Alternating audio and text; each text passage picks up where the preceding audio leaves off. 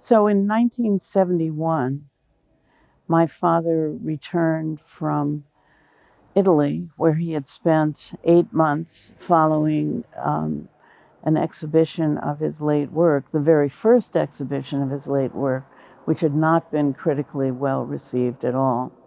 And so he and my mother went to stay at the American Academy in Rome.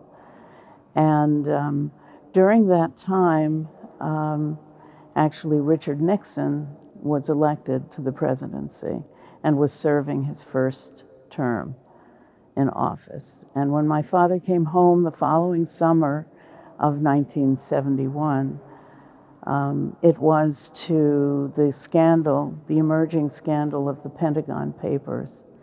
These were the revelations that the American government had been lying to the American people about the Vietnam War. It was a very, very turbulent and disturbing time for many Americans and for many artists. His good friend, Philip Roth, had just finished work on a manuscript of a satire of Nixon's cabinet and administration that he called Our Gang. And this inspired my father to embark on a passionate and furious series of drawings, nearly 180 in all, exhibited here in this show, that satirized Richard Nixon at that point in time. And he chose to take a chronologic approach. He started with Nixon's boyhood and followed him through his early political career, his years in school, his years serving as a well-known anti-communist member of Congress on the House Un-American Activities Committee, and then all the way up to his campaign and ultimate election as president. Due to the elections that were occurring last year in the United States, the idea of bringing back these poor Richards, these 73 drawings, was an idea. And then Musa and I went into the studio and we were looking through the drawers and we found many more drawings that were associated with the Nixon notebooks. And these are the drawings that you can see in this show here. He represented Nixon's cronies. Really, it wasn't his cabinet so much as the few people that he relied upon who appear as figures in these satirical drawings. Spiro Agnew, his vice president, who is sort of a triangular hooded figure here. Henry Kissinger, who is a pair of glasses, dark glasses only, and John Mitchell, who was his legal advisor at that time.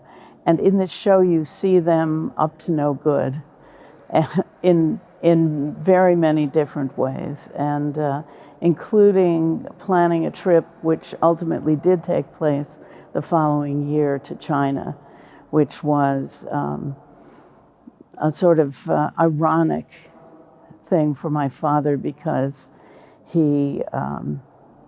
because Nixon was so well known for his anti-communist stance, and at that time it was called Red China, actually, and so this was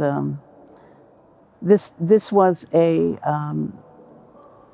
trip about to be that he had a lot of fun with, in terms of portraying all the possible stereotypes, and you see many of them that Americans have about the Chinese people. So that's the whole sweep of the show, in a way, but that doesn't even begin to convey the sharpness, the observation, the incredible inventiveness of the drawings. In art history in the past, Tiepolo did a series of satirical drawings on Puccinelli. We also have Daumier, the French artist. And then it leads to Goya, who did a series of satirical drawings on the Spanish high society, you could call that. And then it goes to Picasso, also with Franco and his lies.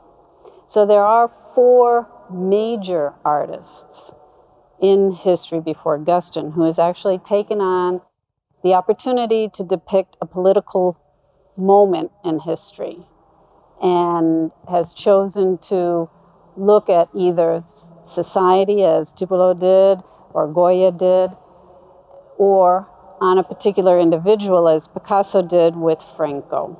And here Guston has chosen Nixon. Admirers of my father's late paintings, the paintings he did in the last decade of his life during the 1970s, will recognize in these drawings some motifs that I believe he used these drawings to explore that later appear in the paintings. Among them, things like books, like random objects, like the use of a horizon line upon which many different elements of the composition are sort of lined up. There are certainly the hooded figures that appear actually starting in about 1968, and that occupied the first show for which he was so vehemently criticized. They are still here, but they're here in a different way. They're here really to represent the devious concealment of what were called later on dirty tricks in the Nixon administration. And so you see Nixon and his cronies plotting and planning and scheming and eventually throwing off their hoods. So there are many of these elements, and you can see the delight with which he explores some of the themes, these scrolls, the mock Chinese characters, for example. There's lots of inventiveness and lots of pure enjoyment and pleasure. You can see the artist's pleasure in creating these images and creating this satire. At the end of this intense period of work, which really only lasted, as far as we know, about 2 months, my father chose 73 of these drawings and compiled them into some notebooks under the title Poor Richard.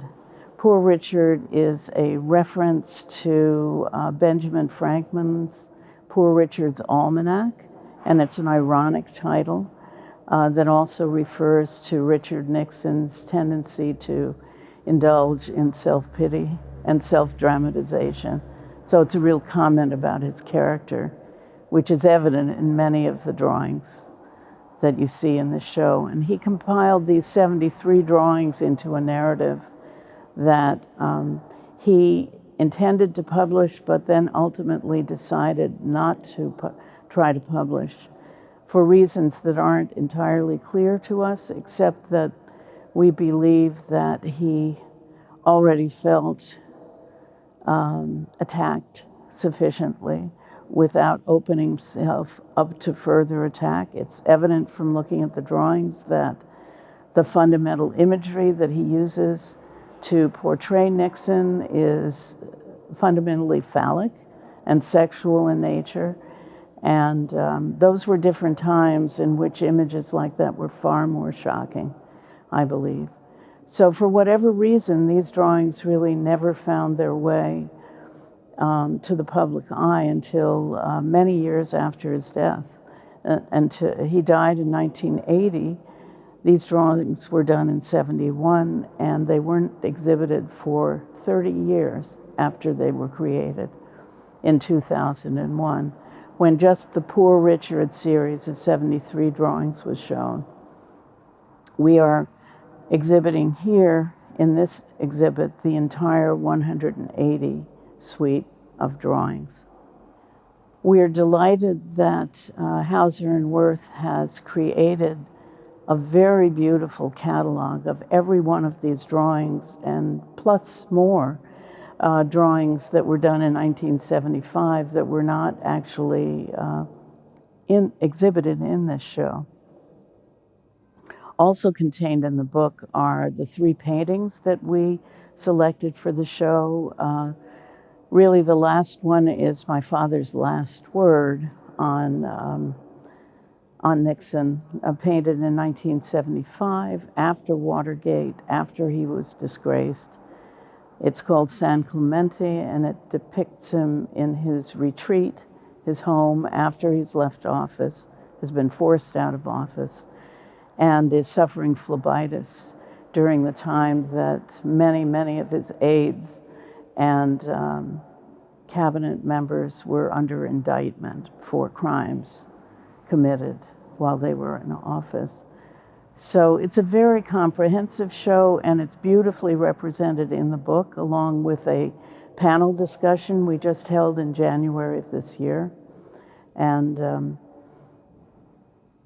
as well as an introduction that I wrote. And it seems like we were inspired to do the show actually by the political events in the United States during the campaign. But I was in a big hurry to get the show on the walls in New York before the election, because once Hillary was elected, I thought there wouldn't be very much interest in the show. But of course, things did not go that way.